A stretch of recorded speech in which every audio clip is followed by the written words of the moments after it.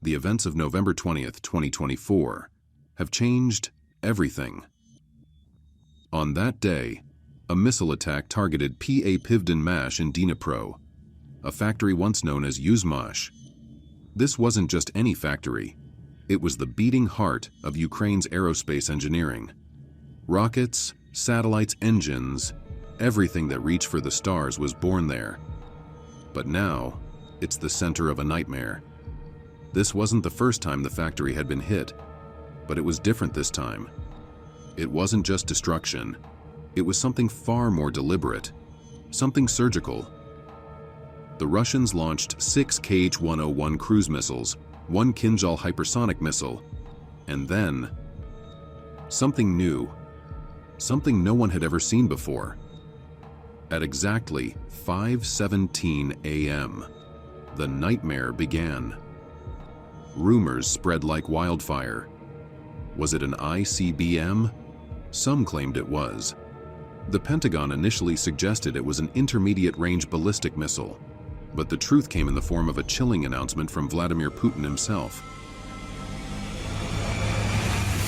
This was the 9M729 Orezhnik, a missile unlike anything before it. He called it an operational test. For the rest of us, it was a glimpse into hell. The Orezhnik's name comes from the hazelnut tree. As a child, I remember seeing their strange, hanging flowers in spring, so delicate and innocent. But now, those flowers are a haunting image, mirrored in the warheads of this weapon. The Russians have a tradition of naming missiles after trees, topol, yars. But this one, Orezhnik, feels like the cruelest irony. It evokes nature, even as it tears nature apart. The attack on Dnipro was a meticulously coordinated operation. 6 waves of 6 vehicles each, raining destruction on one of the largest industrial complexes in Ukraine.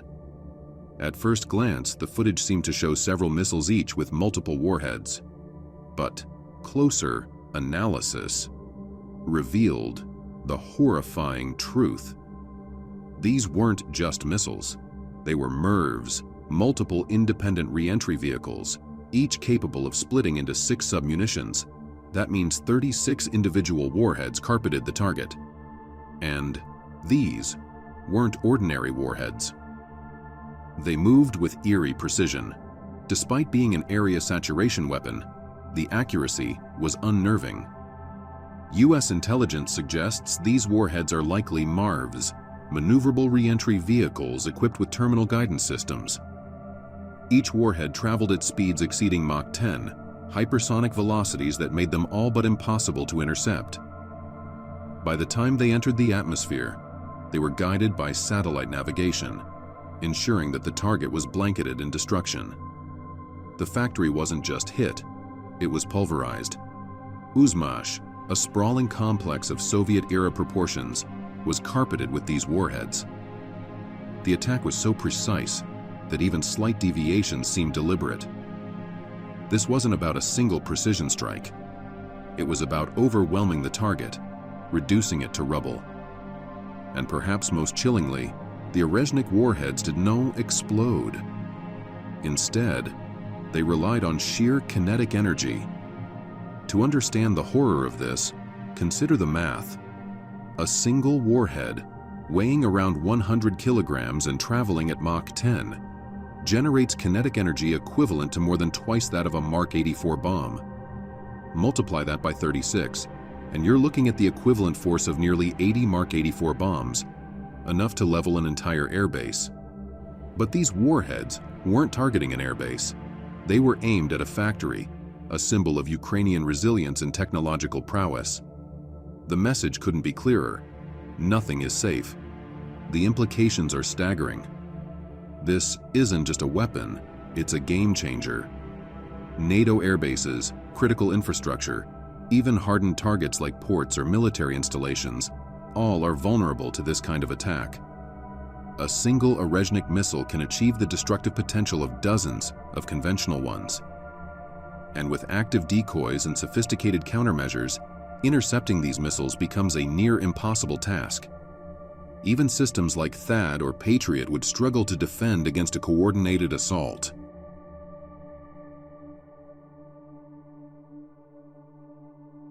This weapon represents a textbook asymmetric response, a hallmark of Russian military doctrine. Why build hundreds of missiles when you can achieve the same effect with a few dozen? A handful of Orezhnik missiles could cripple NATO's entire air force infrastructure in Europe. And even if defenses were established, the cost in time and resources would be astronomical. But there's an even darker side to this story. Intermediate-range ballistic missiles like the Orezhnik blur the line between conventional and nuclear warfare. Without prior notification, any launch could be mistaken for a nuclear strike, triggering catastrophic retaliation. This time, the Russians notified the US in advance. Next time? There's no guarantee. The risk of accidental escalation is horrifyingly real. And then there's the question of why. Why was Uzmash targeted so deliberately? Was it simply to showcase the weapon's capabilities, or was there something more? Ukrainian ballistic missile programs have long been rumored to operate out of Dnipro. Was this an attempt to cripple a burgeoning threat before it could materialize? The answers remain shrouded in secrecy. As I replay the footage frame by frame, I'm struck by the sheer ruthlessness of it all. This isn't just warfare, it's psychological. The Orezhnik isn't just a weapon, it's a statement, a promise of more to come.